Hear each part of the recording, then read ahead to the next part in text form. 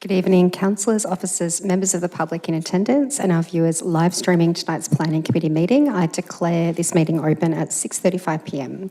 My name is Councillor Suzanne Newton. I'm the Mayor of Darebin City Council and the chairperson of tonight's meeting. It's my pleasure to welcome you to tonight's Planning Committee meeting. The meeting is being live streamed and a recording will be made available on the council website as soon as practicable after the meeting. I'll first start by acknowledging the Wurundjeri Woi-wurrung people, the traditional owners of the land, and I pay my deep respects to elders past and present, and I recognise their continuing connection to land, water and culture.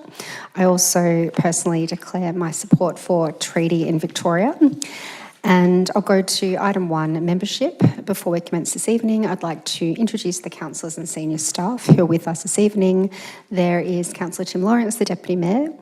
I don't think we've got Councillor Dimitriadis, Councillor Tom Hannon, Councillor Trent McCarthy, Councillor Lena Messina online, and Councillor Susan Rennie. Our officers in attendance tonight are Vanessa Petrie, the General Manager, City Sustainability and Strategy, Neil Cooney, the Assistant Manager, City Development, Marisia Hamilton, the Planning Coordinator, and Paul Moriarty, the Senior Planner. Thank you, and let's get underway. Apologies. We have apologies from Councillor Greco and Councillor Williams. Can we confirm is Councillor Dimitriadis an apology? Okay, so Councillor Dimitriadis is currently absent. So we'll go to item 3, disclosures of conflicts of interest. Councillors and officers, are there any conflicts of interest or interest to declare? No. If any motion or amendment arises during the meeting that gives rise to a conflict of interest, I request the councillor advise me at that time. I'll go on to Council's occupational health and safety responsibilities. Council has an occupational health and safety responsibility to ensure anyone attending tonight's meeting feels safe, both physically and emotionally. I'd like to remind everyone in attendance to be respectful of each other, and as outlined in our governance rules, please note that councillors or any other person who addresses the meeting must do so in a courteous and respectful manner and must take direction from the chairperson when called on to do so.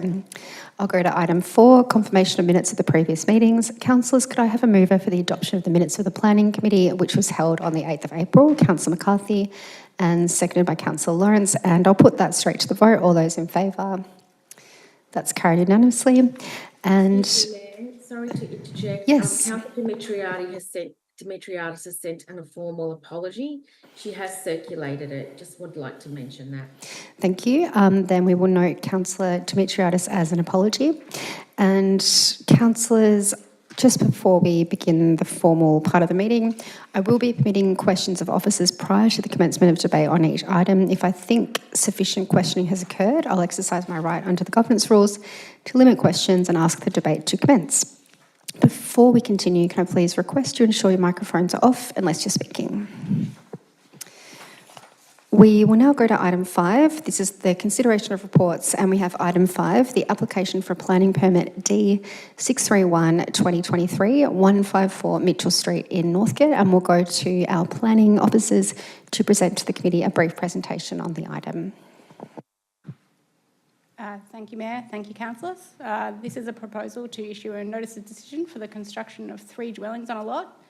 Each dwelling is 3 storeys, with the upper floor generally contained within the roof. The subject site is zoned General Residential Zone Schedule 2, and the site's affected by Development Contributions Plan Overlay Schedule 1. Is that better? Sorry. Yep. Thanks. The existing 6 car parking spaces are proposed on the site, with 2 provided to each dwelling in accordance with the requirements of the Darebin Planning Scheme. The existing vehicle crossover to Mitchell Street will be retained. Car parking access is also provided via a right-of-way located to the east of the subject site. The maximum height of the development complies with the requirements of the zone, being generally in the range of 9.6 metres, below the maximum allowed height of 11 metres. 18 objections were received against the application. The key grounds of the objections related to height, bulk, amenity impacts and car parking. Post-advertising, a 57A amendment application was lodged. Changes included modifying the application to provide car parking in line with the requirements of the Darebin Planning Scheme. The proposed development demonstrates very good compliance with the standards and objectives of Clause 55 of the Darebin Planning Scheme and responds well to Council-adopted Good Design Guide. Although the development varies standard B6 street setback, this is an acceptable response, noting the site context and the pattern of varied front setbacks in the street. The proposed development is sited and designed to respond to the adjacent sensitive interfaces, with permit conditions ensuring no unreasonable amenity impacts to existing residents. On balance, the proposed development is a suitable contemporary design in a well-serviced location in Northcote, and will provide 3 additional family-sized homes. Accordingly, it's recommended that Council support the application subject to conditions to be included on the planning permit, and Council officers issue a notice of decision to grant a planning permit subject to conditions. Thank you very much. And we also, I believe, have 5 submitters who wish to address the Planning Committee tonight in relation to this item. Submitters, when I call your name, please approach the lectern to address the committee, or if you're attending virtually, I'll call your name and you may turn on your camera and microphone to speak. So each of you have 3 minutes, and I'll just give you a reminder about 10 seconds before that 3-minute approaches. So the first person we have is Sue Suka, the applicant. And Sue, you have 3 minutes. Thank you.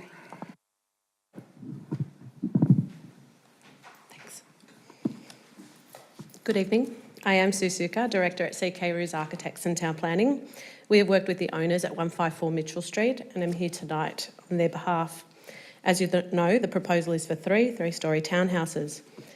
Over the course of this application, we have worked with Council's Planning Officer, internal referral feedback, and now community feedback. Since advertising, we understand concerns and, where possible, have amended the application to reasonably respond. We understand a critical concern from the community was around the car parking response originally, and through a series of changes are now compliant, providing each dwelling with 2 car spaces, avoiding any reliance to on-street parking. We also understand there are concerns for character, bulk and impact. To assess these topics, we are guided by policy against contextual understanding of Mitchell Street. We say, the site is located within a walkable catchment to various amenities, Northcote Plaza, Dennis train station and High Street, to name a few. It typifies an ideal locale for change. It is located in a zone as defined by policy, aiming for an incremental degree of change. We propose to change from 1 dwelling to 3, representing an increase of 2 dwellings, broadly acceptable under state and local planning. The site abuts a laneway. Using it for vehicle access aligns positively with Council's local policy and just makes sense. Generally, landscape lots are lacking on Mitchell Street and on the subject site. This proposal seeks to improve the lacking with the retention of the street tree, the maintenance of adjoining trees, and includes an additional 3 canopy trees on site. The existing character of Mitchell Street is eclectic in form, with materials and scale, with 3-storey emerging in the area and recent 3-storey approval on Basting Street, along with the 3-storey apartments already built and operating at 115 Victoria Road, visible from the site. Heights proposed to accommodate the form seek to sit 3.6 metres taller than the existing dwelling on site, and is designed to present within the roof form. It is discreetly designed, dimensionally modest change, chamfered away from the street and side abuttals to give a feel of pitch as opposed to boxed form. When assessing the impact of form, we note compliance to the shadow tests and other Clause 55 Rest Code tests.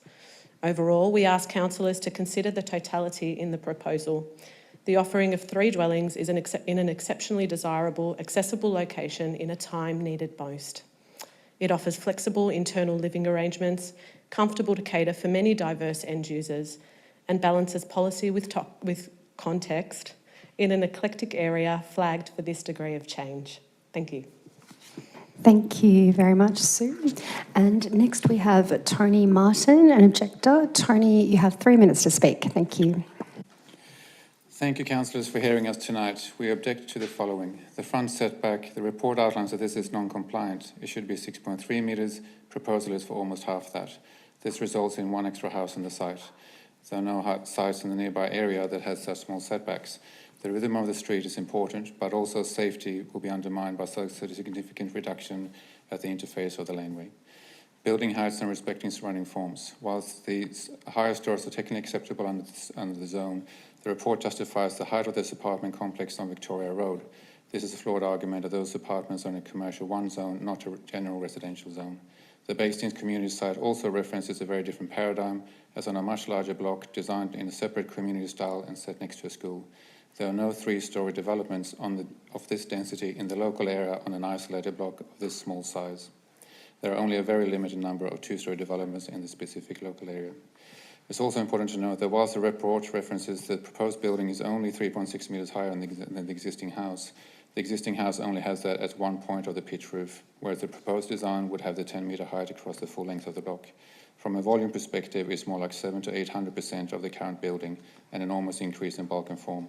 We therefore strongly object to the statement. It will not result in unreasonable visual bulk when viewed from the street or adjoining properties. Car parking and access to the garages from the laneway are very tight from a swept path perspective, with 30 centimetre kinematic allowance that sits right on our boundary fence. It requires multiple turn movements to get in and out, so a big risk for damage and safety and visibility for cyclists entering from the laneway. The main issue is the sequential car parks in Unit 2 and 3 requires both cars to come out if in a car needs to come out. The car spot also protrude into the secluded private open spaces, the backyards of each unit. It is therefore highly unlikely that these will ever be used, which then mean more cars parking in the road. Overshadowing. The proposal is not compliant to overshadowing requirements. It breaches the standard for the southern-facing block. Also, on the west-facing block, which is ours, the statement that the development does not cast any additional overshadowing on the adjoining properties is incorrect. Currently, we enjoy sunlight in a private open space until sunset due to the existing house set in the front of the block, as other houses on this street and area are. Whilst the new design process, the overshadowing is in line with the standard, is still a significant degradation on our current amenity, reducing 3 to 4 hours of sunlight into our backyard. So we object to this application, but we do support an increase in housing. So we are supporting of a development of the site to 2 dwellings. We do support increase in housing and stock availability, and a 2-storey duplex arrangement will provide for that and remove all our objections. Alternatively, if this is not taken on board for change, then I would at least request a removal of the 3rd stories via an amended recommendation. The 3rd story is only additional living space, which is quite generously supplied on the ground and first floors anyway, which would reduce the impacts on overshadowing, visual bulk and build form, but it would still leave itself with the presence of the issue with the car parking and the safety interaction to the laneway. Thank you. Thank you, Tony. I'll go to Stacey Matthews as the next objector, and you have 3 minutes. Oh, no worries. Okay, the next person I have is Anne Harris. You have 3 minutes, Anne.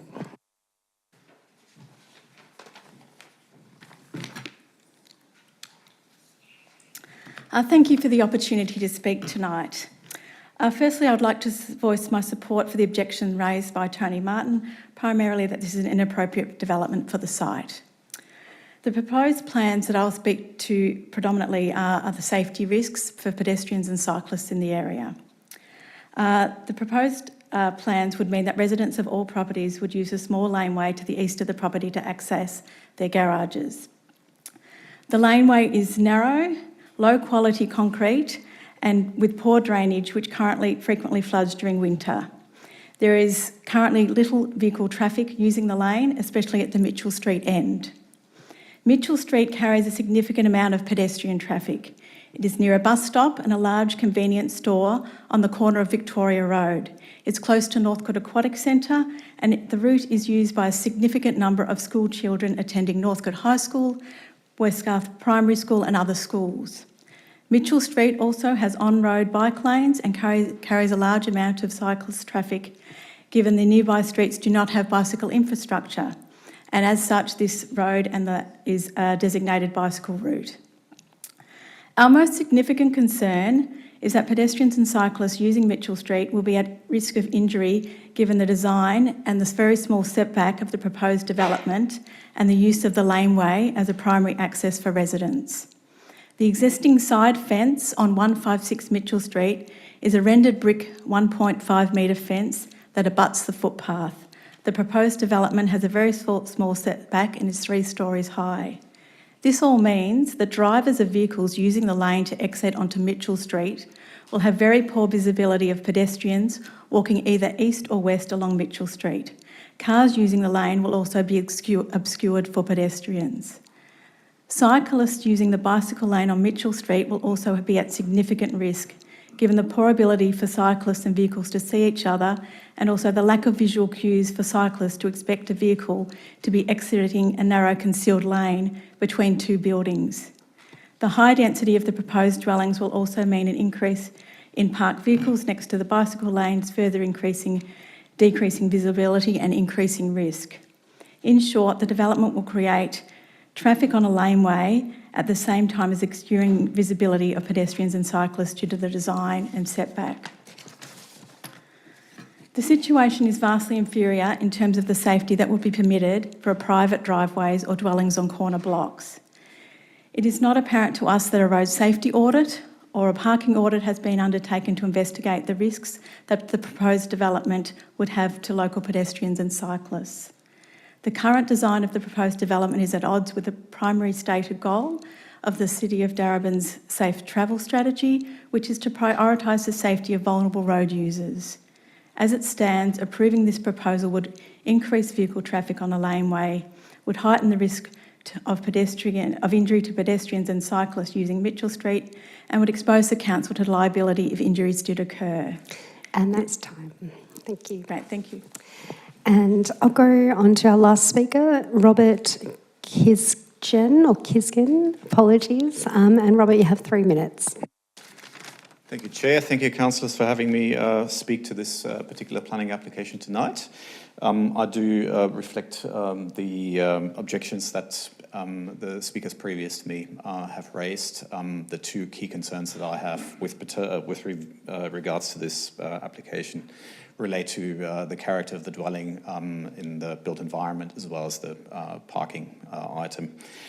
There are no 3-storey dwellings in the vicinity of this particular proposal. The one that is stated at Victoria Road is in a different zone and is completely different in character. We also have reduced setback, which impacts on the broader implications for the surrounding dwellings. Also, that reduced setback results in lack of greening that is going to be able to be provided on that particular site. The applicant has raised the installation of canopy trees there. I would like to flag that a tree that's going to have a diameter of 1 metre, 1.5 metres is not a canopy tree. So it is going to create and contribute towards urban heat effect with this intensive use of proposed use of this particular site. With regards to parking, I think that's the key issue here. Darebin planning policy sees this item, this proposal should have 6 parking spots. We're already looking at a dispensation of that requirement with a reduction to 5. The reality is that 4 of those spaces are close to inaccessible, practically inaccessible. We've got very little setback for the access points, and we're basically requiring drivers to conduct a 3-point or 4-point manoeuvre to get in and out of that particular property to park their cars. For dwelling 2, this is exacerbated by the fact that we're looking at a tandem arrangement. So if you actually want to get the car that is parked basically in the backyard of the property in and out, you need to get the first car out, you need to get the second car out, and then you need to get the first car back in. I can't imagine any parent of young families with yelling kids, hungry kids in the back of their car bothering to do that. Instead, what's going to happen is people are going to park at the front in on-street parking. There is only one on-street parking spot available. The reality is we're basically talking about an application here that has one parking spot that is genuinely provided, and that is blatantly insufficient in order to get this over the line and make this a valid proposal. So I appeal to councillors to really regard these considerations. We are for increased development on these sites, but it needs to be within reasonable planning policy and good outcomes for the neighbourhood. Thank you for considering me. Thank you very much, Robert. So that is all the submissions that we have this evening. Thank you for joining us to make your submissions. Councillors, we'll go to you for questions of officers regarding this item, and I'm sure there'll be a couple. Councillor Reddy. Thank you, Mayor, and thanks to the submitters. I just think I heard someone say there were 5 car parks. My understanding is there are 6. Can I just get the staff to clarify that?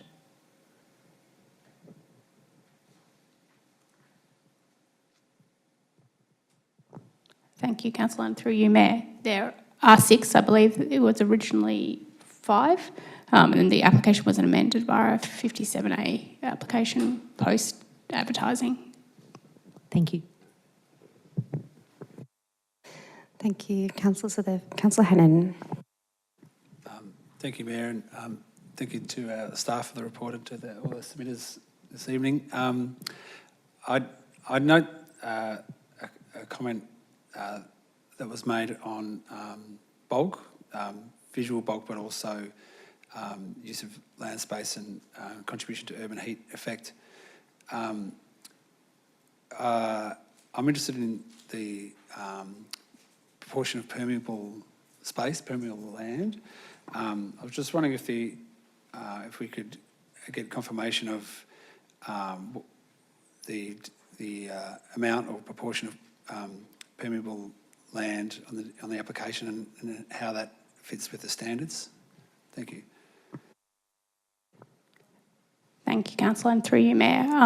The planning scheme requires 20% permeable spaces and 30% are provided under the application. Councillor Hannan, do you have further questions?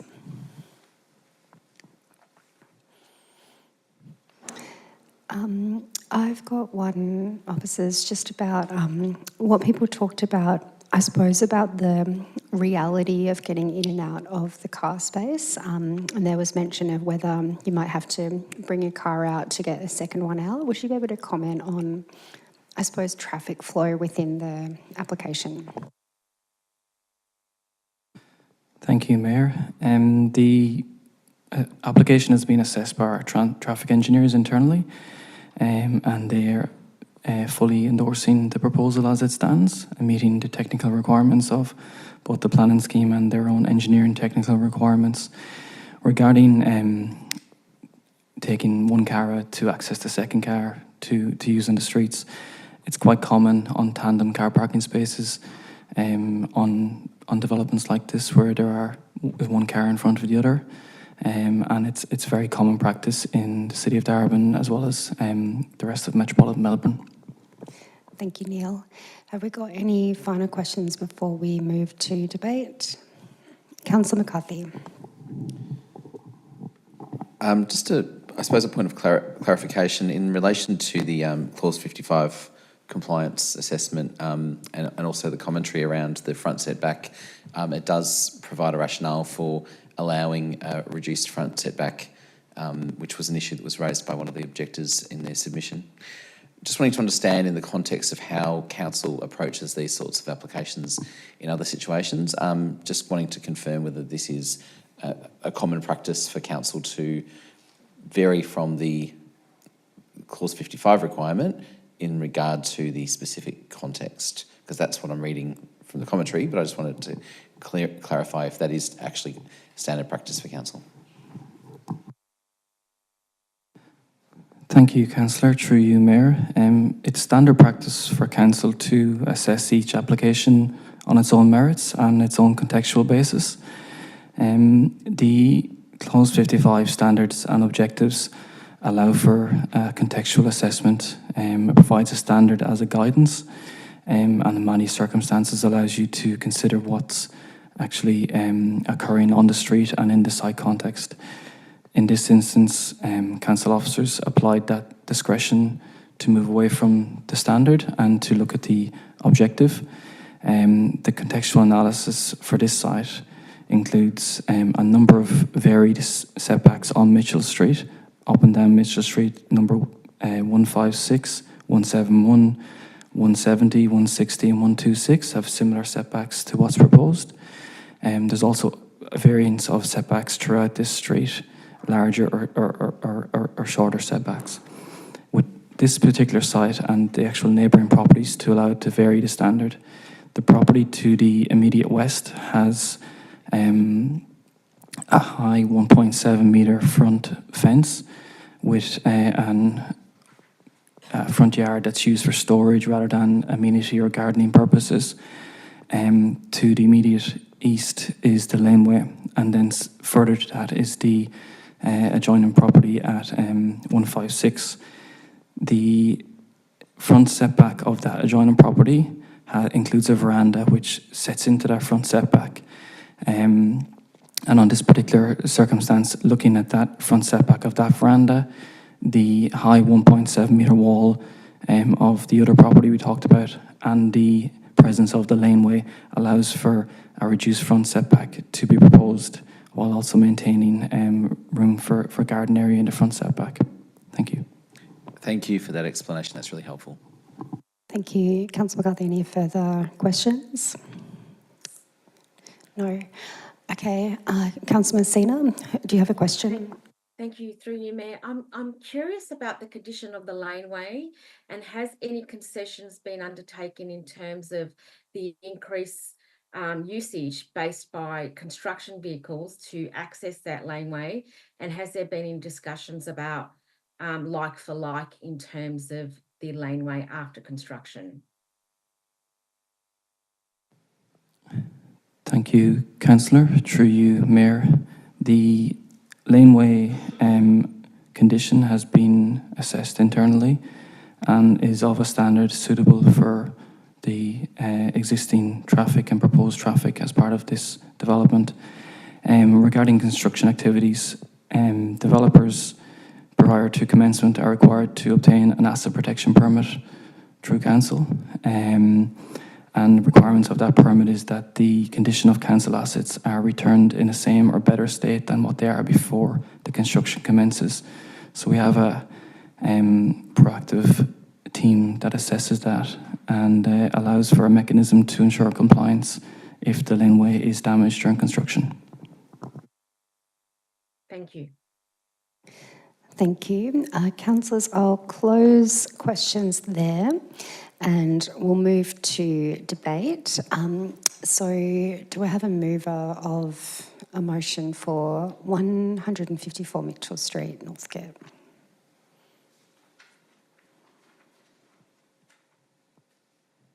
Councillor Rennie, are you moving the I will move the officer's recommendation. Thank you. Do we have a seconder? Councillor Lawrence. I'll go to Councillor Rennie. You may speak.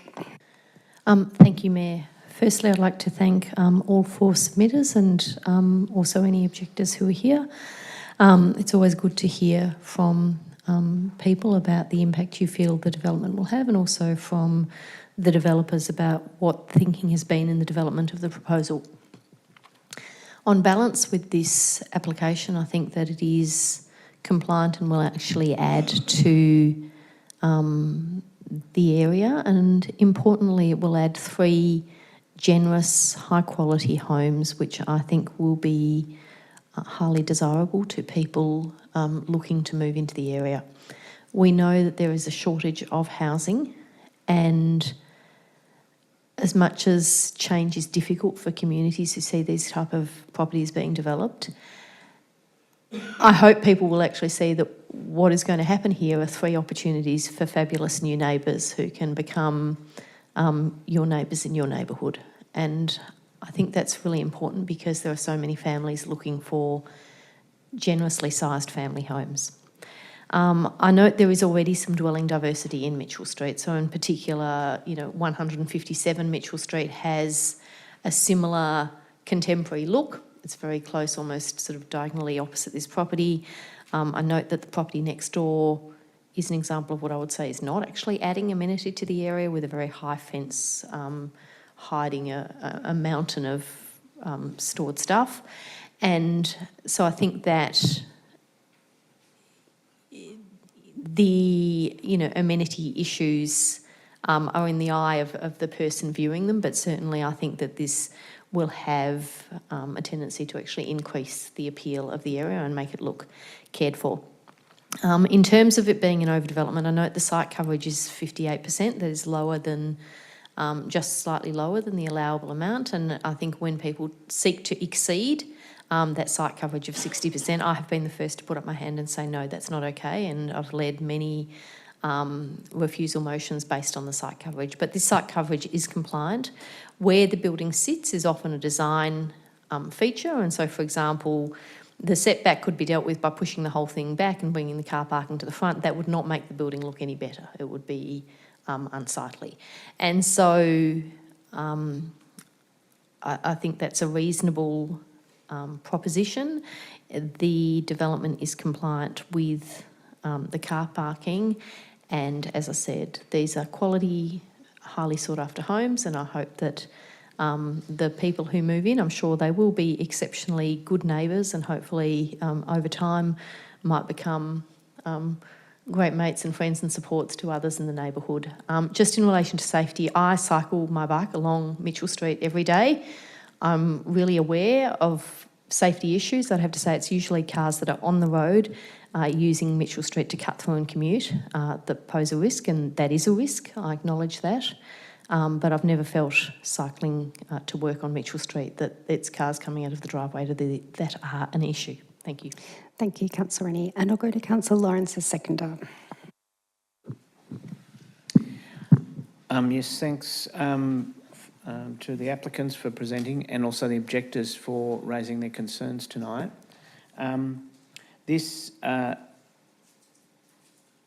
Obviously this is a different change in terms of some density within the local street. However, this type of development, 2 to 3 units on a block, is fundamentally the only thing that's created new housing in the city of Darebin over the last 6 years. It can present, I'm glad that it has moved away from some of the box-like structures we've seen recently. However, this configuration is very similar to what's occurring in laneways in neighbouring Marybeck and obviously Yarra, and does present homes where people can be long-term residents because it's offering quite a lot of accommodation across those levels. It's also sort of presenting as a 2-storey at the front. I'm glad to see some articulation on the roof to reflect the general 50s and 1920s and the architecture, the bungalow architecture, etc. in our city. So there's some modification.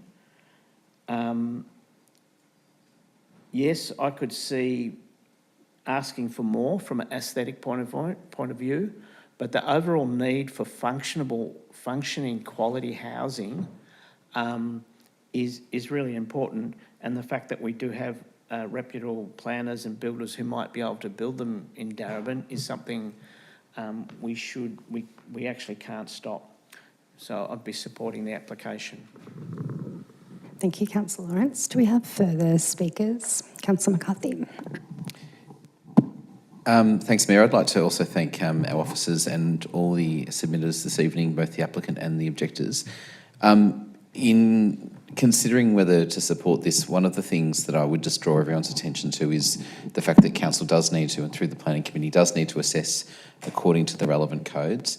It is rare that we have anything that comes to the Planning Committee that meets both the standard and the objective when it comes to Clause 55 assessment. Generally, it's some combination of those points where there is variation.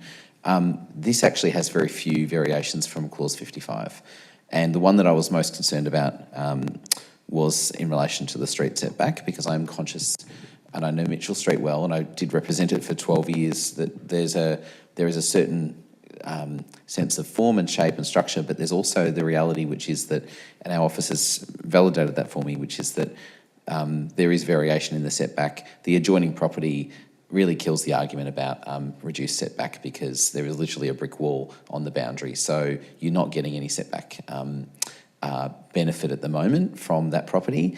And given that these two properties next to each other are bounded by a laneway and a street corner, effectively there is already disruption in the rhythm of the street there.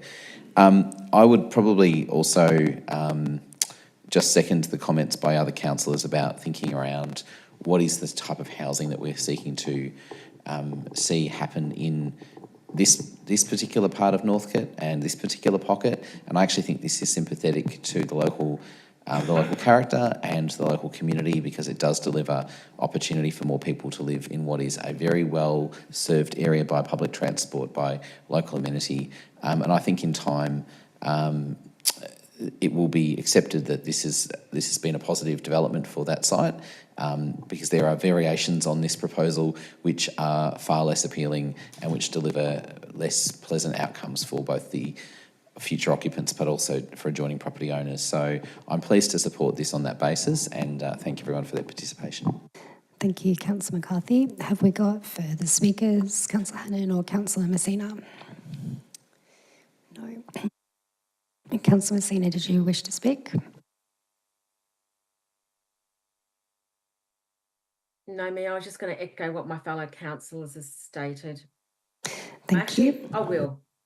Go Actually, ahead. We only have this main item, so feel free. Councillor Messina. yeah, only because I think I just want to echo what my fellow councillors have stated, but I just want the community to know that there's going to be much more dwellings coming to Darebin City, Darebin. That's going to be out of council hands, and we're going to see in up to almost 70,000 residents come and spill into the streets of Darebin. That's going to be out of council control. And if any of them live up to this quality standards, I'll be happy for half of them to be built. But this is a site of things to come. And I hope that developers and whatever comes into Darebin in the future is going to be as quality as what we've seen in this chamber tonight, because I don't think they're coming in the near future. Thank you, Councillor Messina. Just a point of clarification, the target from the state government is 72,000 dwellings. So if we get to that target, it'll be probably a lot more than 72,000 people. But I will close the debate there, and we will go to the vote on this item. So all those in favour? That's Councillor Rennie, Councillor McCarthy, Councillor Lawrence, Councillor Newton, Councillor Messina. All those against, and all those abstaining. That's Councillor Hannan. So I declare that motion carried, and I will note that we've issued a notice of decision to grant a planning permit. The Planning Committee has decided to support the application and issue a notice of decision to grant a planning permit subject to conditions. This decision is not final. An objector can appeal this decision, and the applicant can appeal any conditions of VCAT. The process of appeal is subject to timeframes detailed on the documentation to be sent to the objector and applicant. And I will go to item 6, which is other business. We do have other business, which is 6.1, the general planning information, the scheduled VCAT applications.